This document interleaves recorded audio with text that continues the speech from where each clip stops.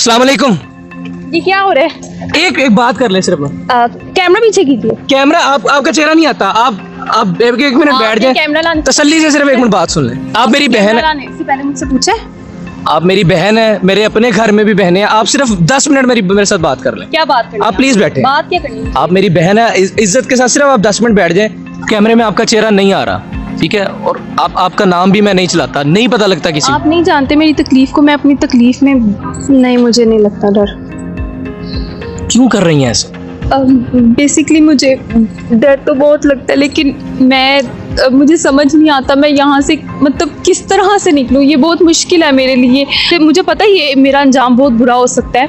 मैं अपने आप को कंट्रोल करती हूँ, लेकिन ये मेरे बस में ही नहीं है। काफी दूर है यहाँ पर, कैसे आती हैं? मेरी अपनी गाड़ी है, मैं अपनी गाड़ी में आती हूँ। अस्सलाम वालेकुम। ये क्या हो रहा है? एक बात कर ले सिर्फ। कैमरा पीछे कीजिए। कैमरा आपका चेहरा नहीं आता। आप एक मिनट बैठ जाए, कैमरा लाने तसल्ली से सिर्फ एक मिनट बात सुन लें। आप मेरी बहन है, लाने से पहले मुझसे पूछे। आप मेरी बहन है, मेरे अपने घर में भी बहनें हैं। आप सिर्फ 10 मिनट मेरे साथ बात कर लें। क्या बात करनी है? आप प्लीज बैठे। बात क्या करनी है? आप मेरी बहन है, इज्जत के साथ सिर्फ आप 10 मिनट बैठ जाएं। आपके साथ सिर्फ मैं 10 मिनट बात करूँ। प्लीज तशरीफ रखें आप। ख़वातीन हज़रात, वज़ाकता से, कपड़ों से, हुलिये से, गुफ्तगू से ये खातून मुझे इंतहाई रिजनेबल घर की लग रही हैं। अस्सलाम वालेकुम। वालेकुम सलाम। आप सिगरेट पी रही हैं यहाँ पर बैठ के, और यहाँ पर हम देख सकते हैं कि अब झुग्गियाँ हैं, यहाँ पर नशेई हैं, यहाँ पर आवारा जानवर हैं। डर नहीं लगता आपको? नहीं, मुझे नहीं लगता डर। क्यों कर रही हैं ऐसे?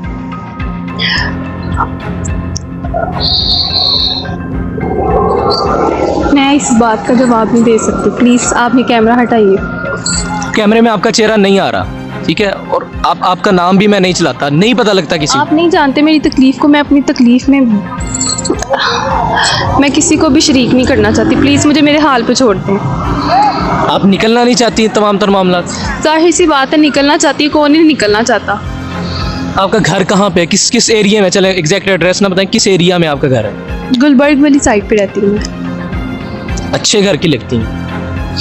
जी, मेरी फैमिली ठीक है। मतलब क्या करते हैं आपके वालिद साहब?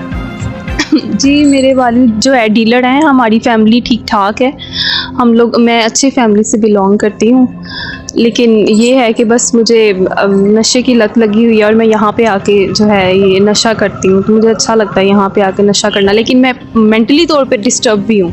अच्छा, आप एक मेहरबानी करेंगी, ये इसको अगर आप फेंक दें मेरे कहने पे, ये महंगी चीज़ नहीं, इसको आप फेंक दें। और बल्कि मैं आपसे गुजारिश करूँगा कि आप इन चीज़ों को ही छोड़ दें, इन चीज़ों को। अच्छा, आपने बताया कि आप एक अच्छे घर से ताल्लुक़ रखती हैं, आप यकीनन पढ़ी लिखी भी होंगी। जी बिल्कुल, पढ़ी लिखी हूँ। क्या करती हैं आप, क्या पढ़ती हैं? जी, मैं BBA कर रही हूँ। ठीक है, तो इस काम में आप कैसे आई हैं?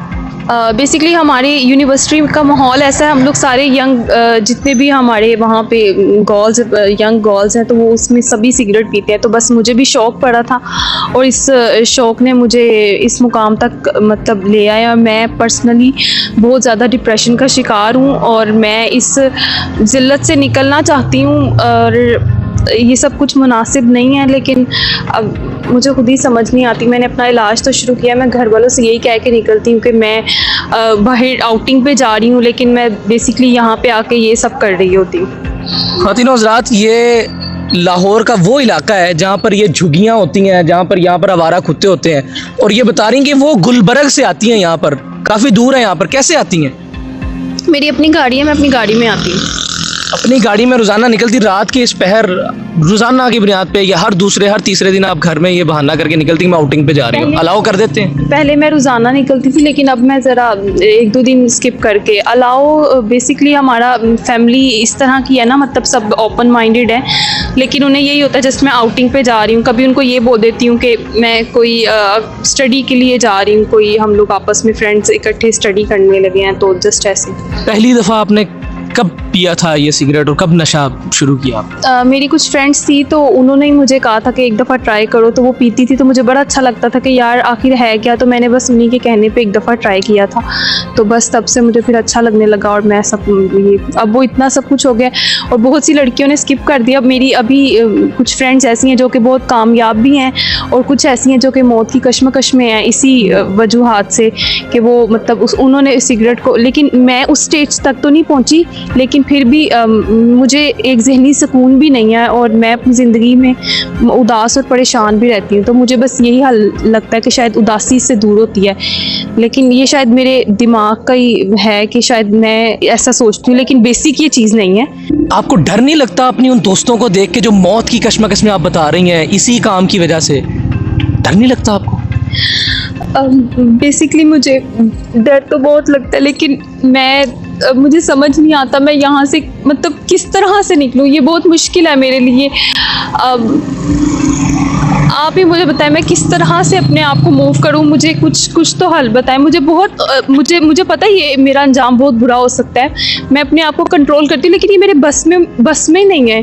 अच्छा देखें, आप माशाल्लाह से बड़ी प्यारी हैं, आप मेरी बहनों की तरह हैं। अगर मैं रिहेबिलिटेशन किसी सेंटर के साथ आपका रब्ता करवा दूं, ठीक है, चूँकि जैसे आपने बताया आप एक अच्छे ख़ानदान से ताल्लुक़ रखती हैं, तो आप निकलना चाहती हैं तमाम तर कामों? बिल्कुल मैं निकलना चाहती हूँ। देखिए जो आपने पूछा भी कि मेरी जो दोस्तें मौत की कश्मकश में हैं वो वहाँ पे उन्होंने बेसिकली इस चीज़ से मूव करना नहीं चाहा, लेकिन मैं मूव करना चाहती हूँ। प्लीज़ भैया आपने अगर मुझे बहन का है प्लीज़ मेरी हेल्प करें, मुझे यहाँ से निकालें। मैं बहुत ज़्यादा परेशान हूँ। मैं यही चाहती हूँ कि मैं अपनी बहुत नॉर्मल ज़िंदगी और अच्छी ज़िंदगी गुजारूँ। जाहिर सी बात है अगर मैं अच्छे घर की हूँ तो अच्छी ज़िंदगी गुजारूँ। मुझे मदद की ज़रूरत है आपकी, आप मेरे लिए कुछ कर सकते हैं तो मुझे बता। हम मेरी बहन आपके साथ खड़े हैं। अल्लाह ताला आपके तमाम तर मामलात को बेहतर करे। आप प्लीज़ रोएं नहीं, बस ये बता दें कि वो तमाम तर नौजवान नस्ल, वो तमाम तर बहनें जो इस वक्त यूनिवर्सिटीज़ में पढ़ती हैं और किसी भी अंदाज से इस सूरत हाल का शिकार हो रही हैं, उनके लिए कोई पैगाम दे दें।